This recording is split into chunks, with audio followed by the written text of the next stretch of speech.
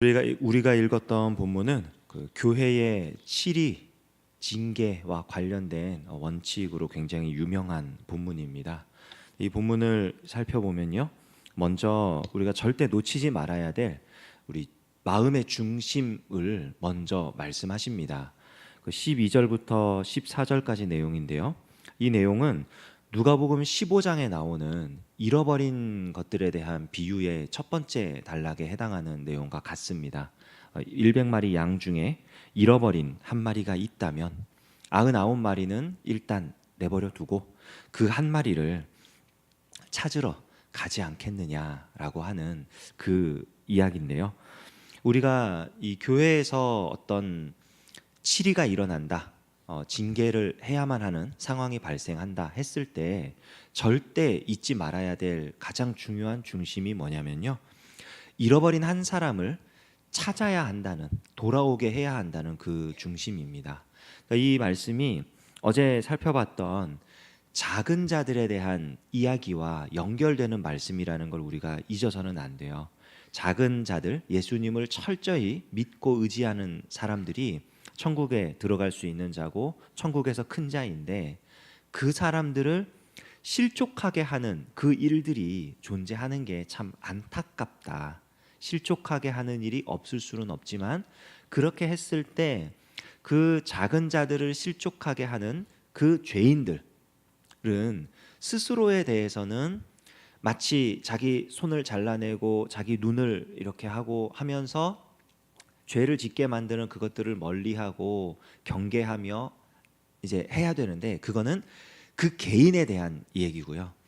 그렇게 죄를 지은 그 사람, 죄인이 된 그 사람을 교회 공동체가 어떻게 봐야 할 것인가, 어떻게 대해야 할 것인가에 대한 이야기가 오늘 우리가 살펴본 이 본문의 내용이거든요.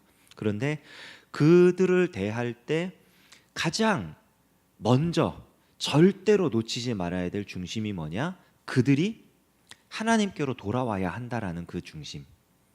그러니까 저 사람이 죄를 지었으니까 저 사람은 이제 포기해야 돼, 내버려야 돼, 그게 아니라 하나님께서 저 사람을 돌아오게 만들어야 하는, 하나님께서 저 사람을 사랑하시기 때문에 결코 포기하지 않으심을 우리를 통해 보여줘야 되는 거예요.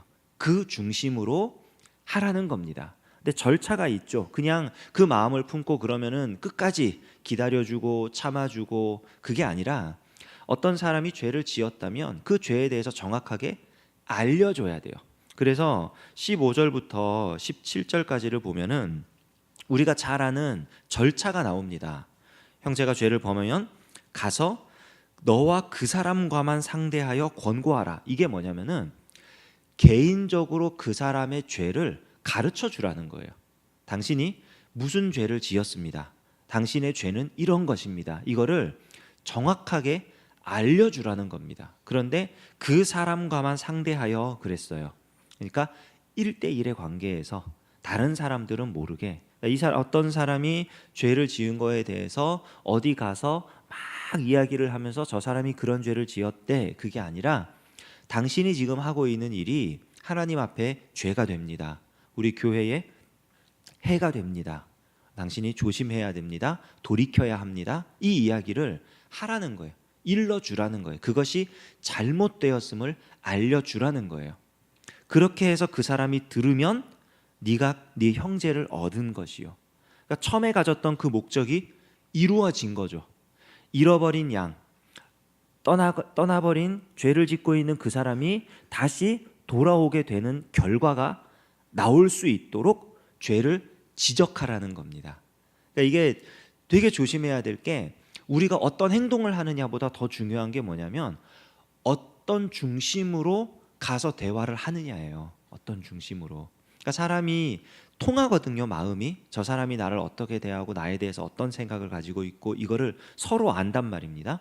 그래서 내가 지금 이 사람에게, 저 사람이 나한테 그 흔히 말하는 지적질을 하는구나, 내가 잘못됐다고 나를 비난하는구나, 이것과 저 사람이 나를 아끼는 마음으로 나한테 이런 얘기를, 어려운 얘기를 지금 꺼내는구나, 이거를 듣는 입장에서 알아요. 그래서 내가 말하는 그 진심이 전해졌다면 형제를 얻은 겁니다. 그 사람이 듣고 돌이켜 회개하는 거예요. 그런데 그렇게 되지 않을 경우가 있어요. 만일 듣지 않거든 어떻게 하느냐? 한두 사람을 데리고 가서 두세 증인의 입으로 말마다 확증하게 하라. 이거는 뭐냐면은 두세 사람이 함께 가서 그 사람이 지금 당신이 하고 있는 일이 정상이 아닙니다. 죄를 짓는 것입니다. 이거를 이야기하라는 거예요. 근데 이거는 앞에 말했던 그 사람에게 개인적으로 말했던 그 죄에 대해서 안 들으니까 데리고 가서 네가 전에 했던 이게 그 죄야 라고 말하라는 게 아닙니다. 두세 사람이 함께 가서 그 현장에서 그 상황에서 그가 지금 하는 행동이 잘못된 거다라는 거를 알려주라는 거예요. 그러니까 이 사람이 개인적으로 가서 권고한 그 말을 듣지 않았다는 거죠. 그리고 여전히 죄 가운데 살고 있다는 뜻입니다. 그거를 일깨워 주라는 거예요. 근데 그게 또 안 돼요.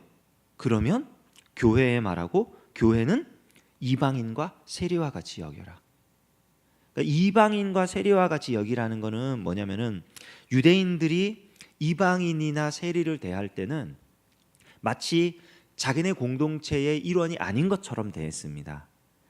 그 대화도 최소한으로 거의 하지 않으면 제일 좋았고, 그냥 만약에 어쩌다가 대화를 해야 한다 손 치더라도 마치 부정한 물건에 접촉한 것처럼 그렇게 대했어요.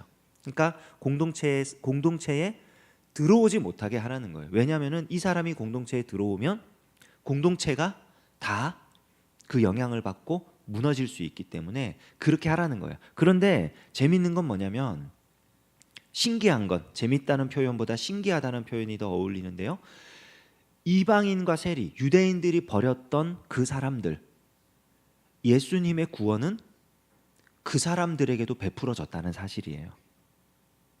그 밑에 나오는 18절부터 20절까지의 내용을 보면요, 우리가 어디서 또 많이 들어본 말씀들이 나와요. 땅에서 매면 하늘에서도 매이고 땅에서 풀면 하늘에서 풀리고, 그다음에 무엇이든지 너희 중 두 사람이 땅에서 합심하여 무엇이든지 구하면 하늘에 계신 아버지께서 그들을 위하여 이루게 하시고. 우리가 이 말씀을 보면서 기도의 위력이 이렇게 크구나, 여기서 기도하면 하나님이 들어주시고 이루어지는구나, 우리가 이렇게 많이 생각하잖아요. 그런데 이 말씀이 교회의 징계와 치리에 연결되어 있는 말씀입니다. 그러니까 우리가 기도하면 무조건 하나님이 들어주신다, 그 얘기가 아니에요. 그 죄인들을 대할 때 개인의 말도 듣지 않고 두세 사람의 말도 듣지 않고 교회의 말도 듣지 않아요. 그래서 이방인과 세리같이 여겨요. 교회 공동체에서 나갔어요. 우리가 할 수 있는 게 뭐예요? 그들을 위해 기도하는 것밖에 할 수 있는 게 없는 거예요. 같은 마음으로 하나님께서 역사하시기를 구할 수밖에 없는 거예요. 그때 하나님께서 기적적인 섭리를 하시겠다는 겁니다. 우리가 가서 바꾸는 게 아니에요. 우리가 할 수 있는 일은 이미 끝났습니다. 그 영역을 넘어섰어요. 왜? 개인적으로 가도 듣지 않았고, 두세 사람이 가도 듣지 않았고, 심지어는 교회에서 말을 했는데도 듣지 않아요. 누가 바꿀 수 있습니까? 절대 못 바꿉니다.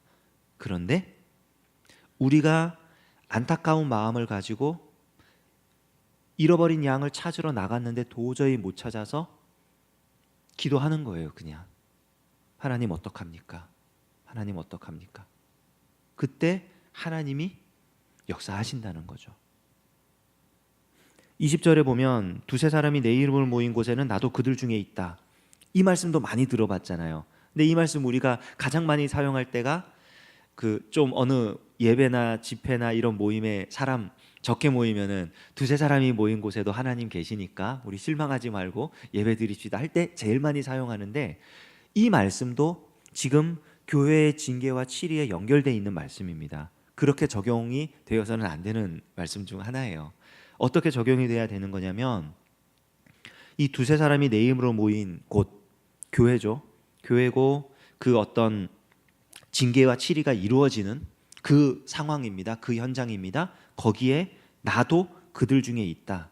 이게 뭐냐면은 교회의 고통스러운 그런 치리의 현장이라 할지라도 하나님께서 함께 하시는 그 은혜 가운데 되어야 한다는 거예요.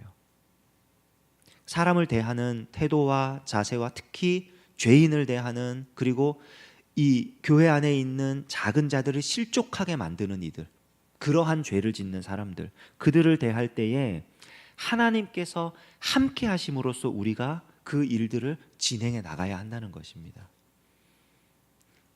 오늘 이 말씀이 결코 쉽지 않은 말씀이고요, 우리 가운데 적용하기도 사실은 쉽지 않은 말씀입니다. 그러나 우리가 이 말씀을 보며 잊지 말아야 할 것 한 가지, 그 중심, 하나님께서는 절대 단 한 사람이라도 잃어버리는 것을 원하지 않으신다는 이 사실, 이 마음을 우리가 가지고요, 하나님의 역사를 통해서 사람이 변화될 수 있다는 것.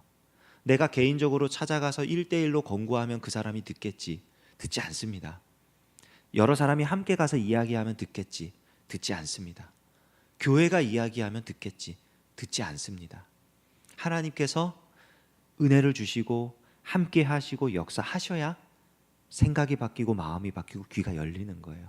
우리가 그 중심을 잊지 않고 우리가 사람들을 대할 때에 우리 하나님께서 그 한 사람 한 사람을 사랑하심을 우리가 잊지 않고 그 사랑으로 사람들을 대하며 우리 주님의 몸된 교회를 건강하게 아름답게 세워갈 수 있는 저와 여러분 되시기를 주님의 이름으로 축원합니다.